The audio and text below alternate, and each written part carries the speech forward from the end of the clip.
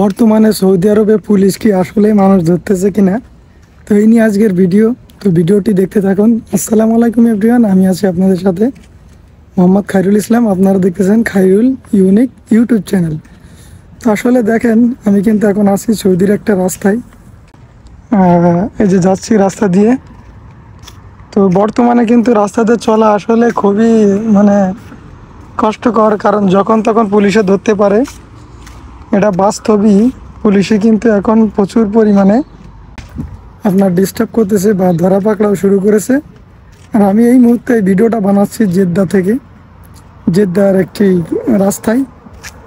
তো প্রচুর পরিমাণে কিন্তু পুলিশে এখন ধরা করতেছে। আর আমি কিন্তু এখন একটা রাস্তায় আছি, এটা কিন্তু মেন রাস্তা না। এখানে সচরাচর পুলিশ আসে না, যার কারণে ভিডিওটা আর কি প্লে করলাম। তো দেখেন, এই হচ্ছে অবস্থা সকালবেলায়, খুবই সকালবেলা।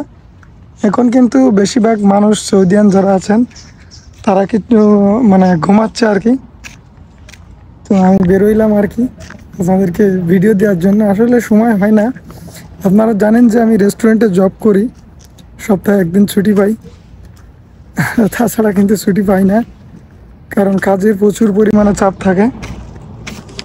তো হচ্ছে বিষয়।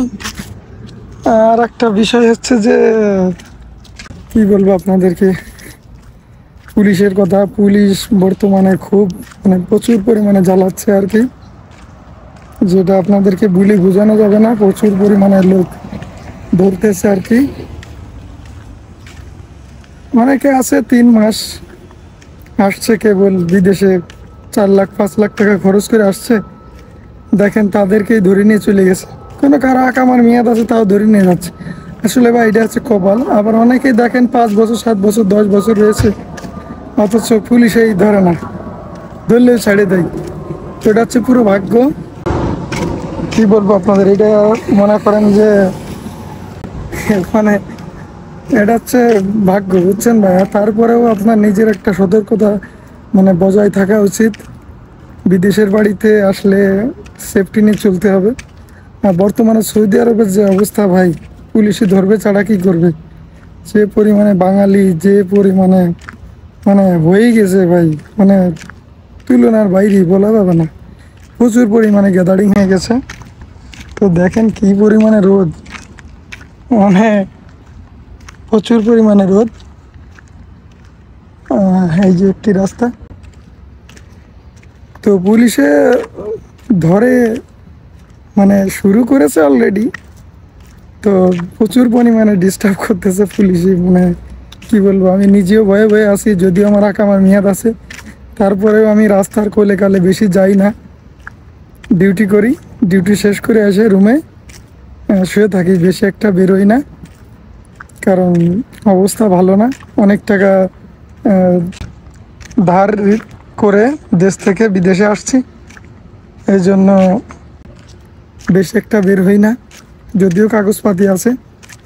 আর এখানে কি বলবো ভাই, দেখেন প্রচুর পরিমাণে রোদ।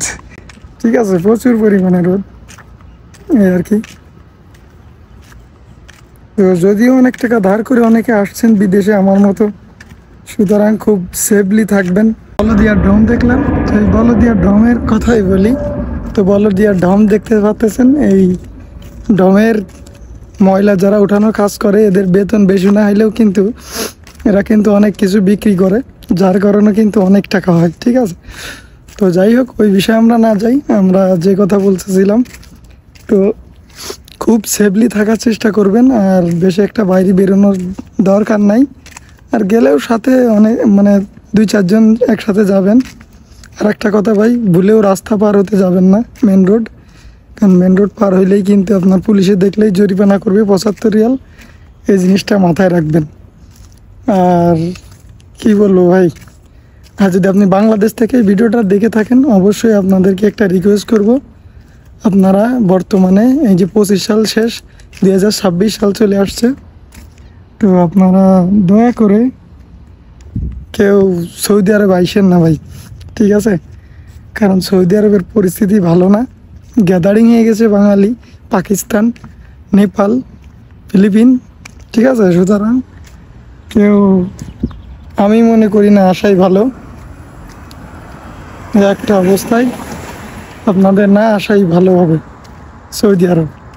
তো যাই হোক প্রিয় দর্শক, ভিডিওটি এই পর্যন্ত। এই ভিডিওটি যদি ভালো লাগে অবশ্যই আমার চ্যানেলটি সাবস্ক্রাইব করবেন, আর কেমন ভিডিও দেখতে চান অবশ্যই কমেন্টস করে জানাবেন। আল্লাহ হাফিজ।